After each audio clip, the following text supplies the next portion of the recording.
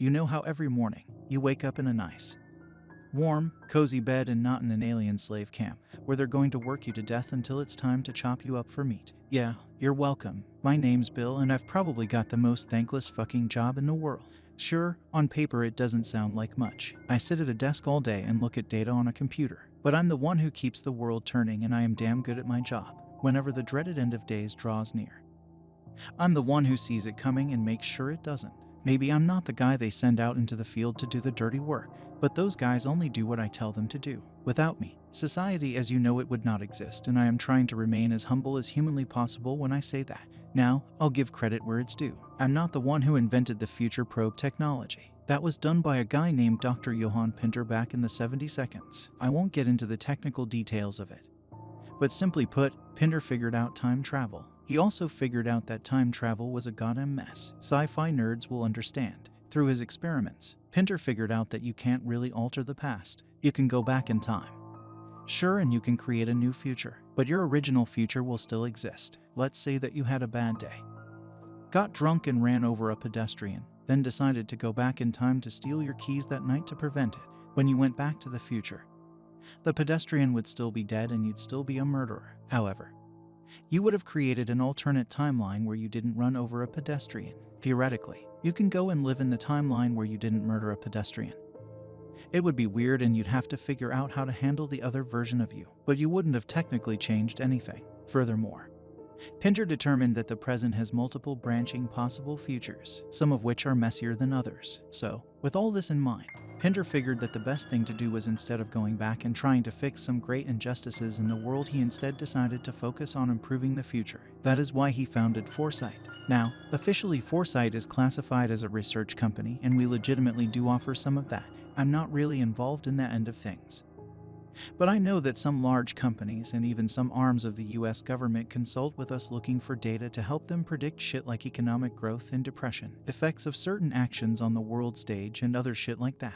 As a rule, we don't really do the time travel thing for them unless we have to. We don't really advertise that because it's best not to leave time travel in careless hands. We don't actually know what happens if you fuck with time too much. And we really don't want to find out. The research is just the front, though. The real goal behind Foresight was always the Future Probe program.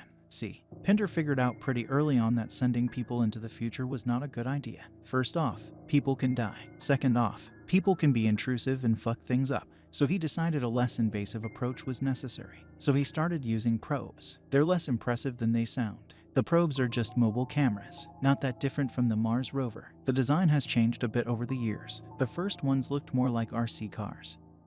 Then they went with a sort of metal spider look. Now they're drones. They record what they see and bring it back to us. Back when the program started, we literally needed to watch through whatever they'd recorded. But nowadays we can get it broadcast back to us in what's more or less real time. Now, obviously, the logistics of sending drones into every possible future is a little over the top. So Pinter developed a machine that basically analyzes possible futures. Do not ask me how it works. That's above my pay grade. Anyways, potential apocalyptic scenarios show up as data that gets transmitted to us. Or, more specifically to me, my job is to filter out the less likely scenarios and only really focus on the ones that have a real, almost certain risk of causing the end of the world. The more potential futures feature that apocalypse, the more severe the risk. Thankfully, if we know that the world is ending, and we know why, we can also figure out how to prevent it. I can use the probes to look at futures where the world didn't end, and figure out why and how to make sure we steer ourselves towards that future. Usually, we get a few years fair warning before an apocalyptic event, so there's plenty of time to make adjustments, and so far, I'd say that we've done a pretty damn good job. Pinter died back in the 90s. A few years before I joined up with the organization, but I'd like to think he'd be happy with the fact that most of the world's population isn't either dead or worse, and I'm gonna be honest, I'm pretty proud of the work I've done with Foresight, which leads me to why I'm sharing this. You can probably guess that we're not supposed to openly talk about the Future Probe program. I'm technically violating my contract and opening myself up to a whole host of legal hot water just by sharing this. But hey, I figure it's not going to matter soon. So what the hell, right? You guys just dodged a fucking bullet. I don't think there's a single person on this planet who knows how lucky they are right now, and they've all got me to thank. Now, obviously this isn't my first time saving the world. but I'd say it is the most noteworthy. I'll explain why in a little bit. See, it all started a couple of weeks ago. I mentioned before that when an apocalyptic scenario pops up, we've usually got a few years' notice. The circumstances that will lead to the end of civilization as we know it don't just pop up overnight.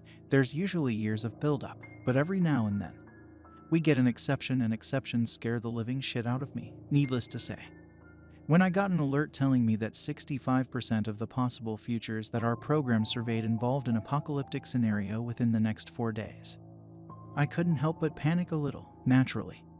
I flagged it as DEFCON1 and immediately sent it off to the higher-ups, as protocol dictates. Then, I started sending out the probes. Now, usually, when we get a high-priority scenario like this, it's because some group of nutjobs is about to do something drastic in service of whatever fucked up agenda they believe in. You may not think that a bunch of lunatics could bring about the end of the world.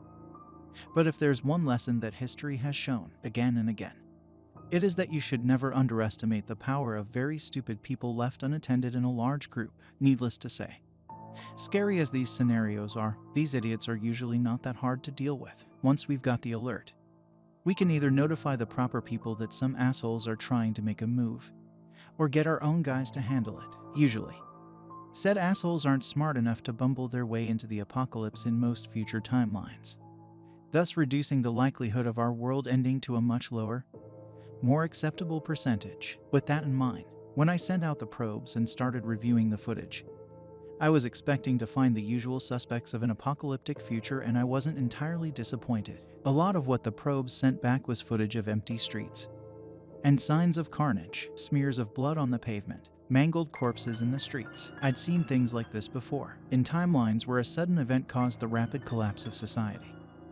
You'd usually see signs of violence in the streets, but this wasn't really like that. See, that kind of violence tends to be caused by sudden riots. People go crazy once society breaks down.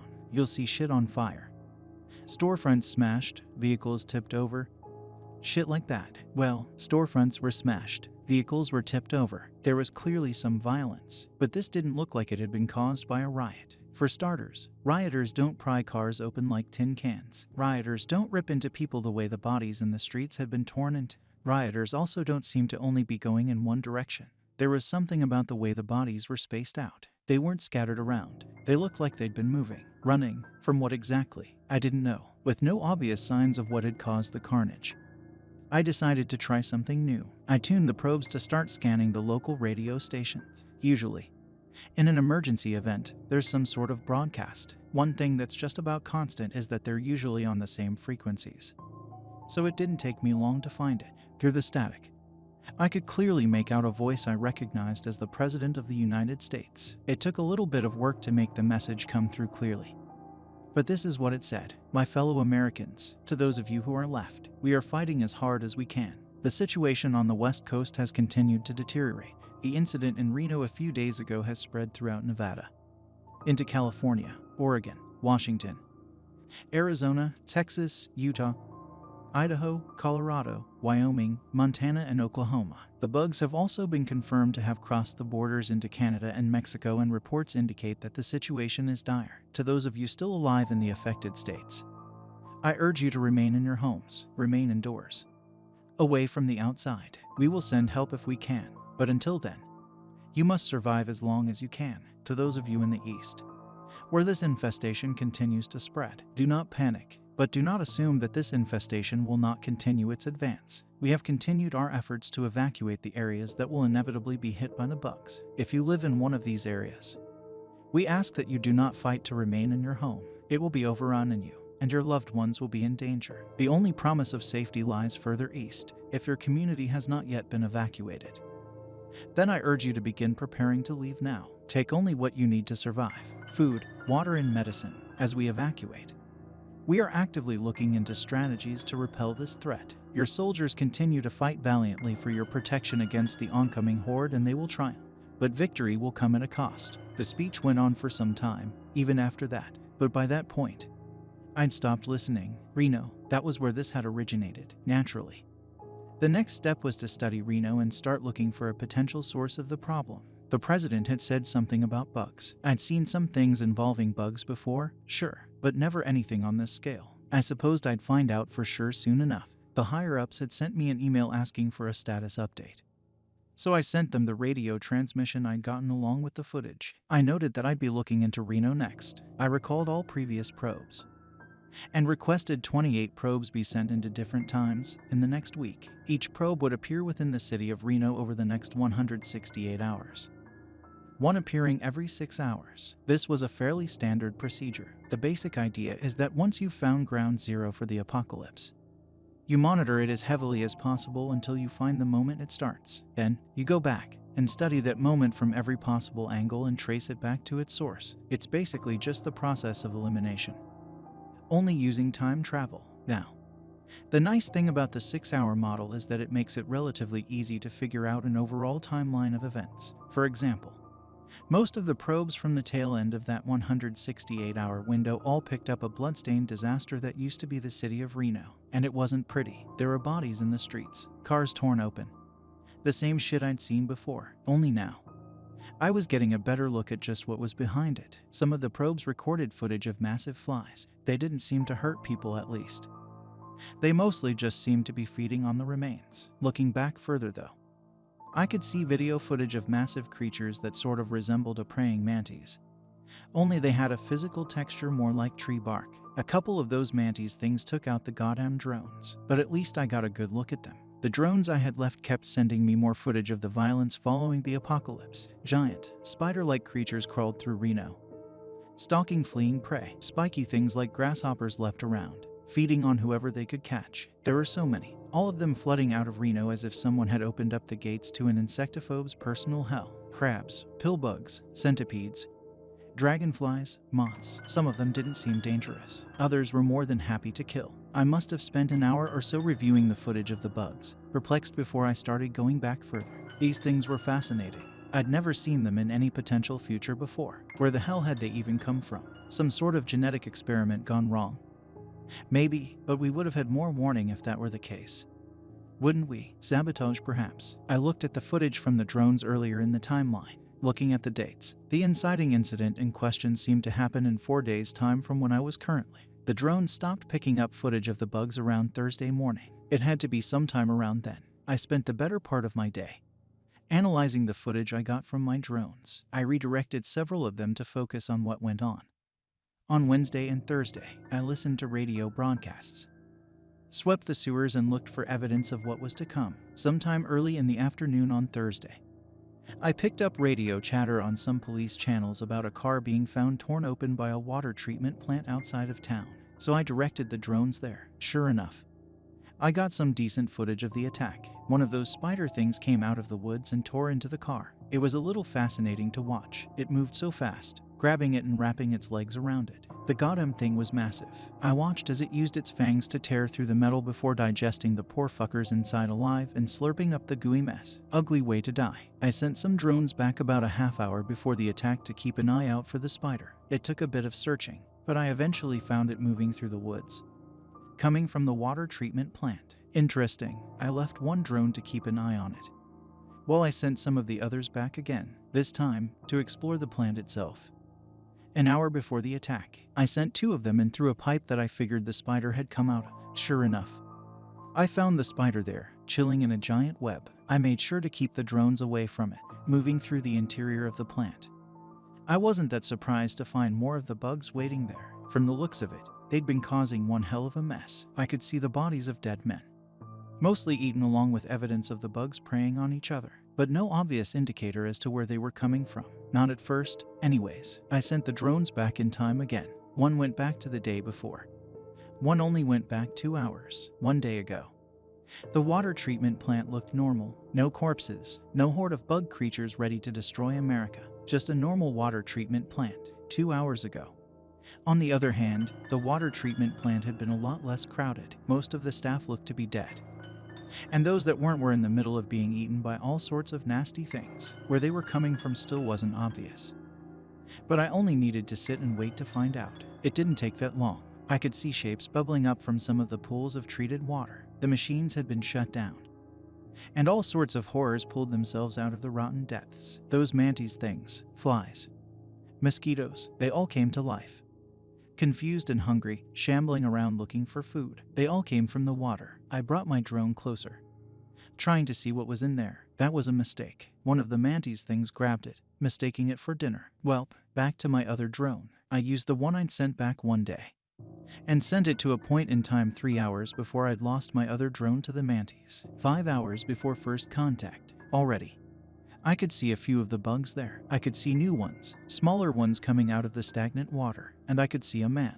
He was standing on a balcony, looking down at the pools of untreated water with a stony expression. Yeah, this was the fucking guy behind all this. It had to be. Nobody stares at a giant mantis crawling out of a pool of wastewater without screaming and running away like a little bitch unless they expect a giant mantis to crawl out of that pool of wastewater. This was the fucking guy. I moved my drone towards him, ready to get a good look at this asshole's face. And then, well, I got exactly that. Only the asshole wasn't just some asshole. The asshole was me. For a moment, I sat in my chair, looking at this man who looked exactly like me, calmly watching the fucking bug apocalypse crawl out of the city of Reno's collective wastewater. And as I sat there in utter disbelief, the man turned his head to look right at the drone, and he fucking smiled. Then, without missing a beat, he took a piece of paper out of his pocket and showed it to the camera, in big bold writing.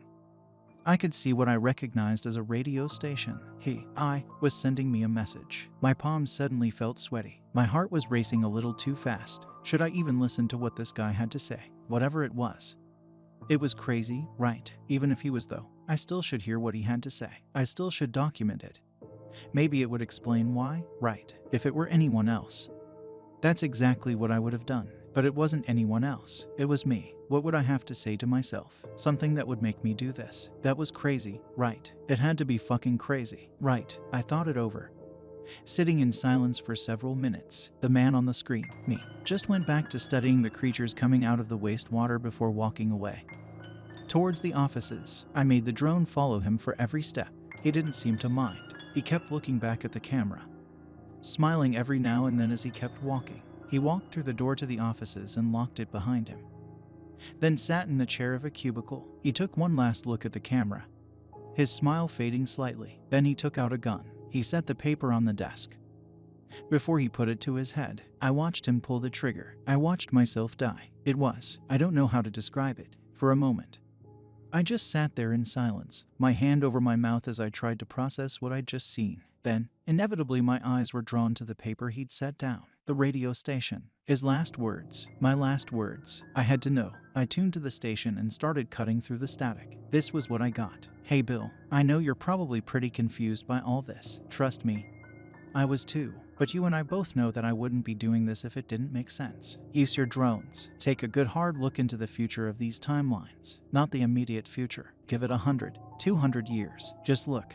That's all I'm asking you. Look. The message paused there. I opened the settings of the drone. I had nothing to lose by looking, right? So I sent it forward. First by 100 years, then by 200, then by 300, and I saw it all. A new world. A united world on the other side of the generations of hardship wrought by the bugs. Technology taking one step back, followed by one incredible leap forward. A new renaissance, one I can't even begin to describe. I looked through the centuries with awe, wanting to explore the paradise I saw before me. God, I could have lost hours looking into the future, but what I saw was enough. I tried looking for the same results in other futures, but they weren't there. Humanity wouldn't thrive the way it would after the hardship of the bugs. Not under any other circumstance. Nothing would change. We would remain the same miserable species for the rest of our tragic existence. Nothing would change unless we let it. The more I looked, the more I understood, and almost as if on cue, the message on the radio began again. Of course it was on cue. Future me would have known what past me would do.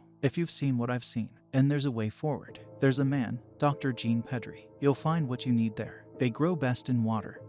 So, you'll figure it out. You know what has to be done. If I'm right, most versions of you will do it. Some of you will even succeed. Others will of course fail. But that's okay. You and I both know we can't save every future, but we'll save enough of them. Isn't that worth it? It was. It is. That leaves me here. Like I said before, you've all just dodged a bullet. I'm not going to prevent what's coming. Not this time. My job is to save the world, and that's just what I intend to do. I've found the path to a better future. I've found the world humanity deserves. I'm going to break us out of the endless stagnation of our existence. The road will be hard, but it will be worth it. Nobody ever made an omelet without breaking a few eggs. I realize that my former employers aren't going to see it that way, though. I fabricated some updates and bogus reports to throw them off my trail for a little while, but chances are they'll catch on soon if they haven't already. I'm on borrowed time, as it were, but I'm not afraid. I already know how this is going to end. So, if you're reading this, then one of two things is going to happen. 1. My former employers will kill me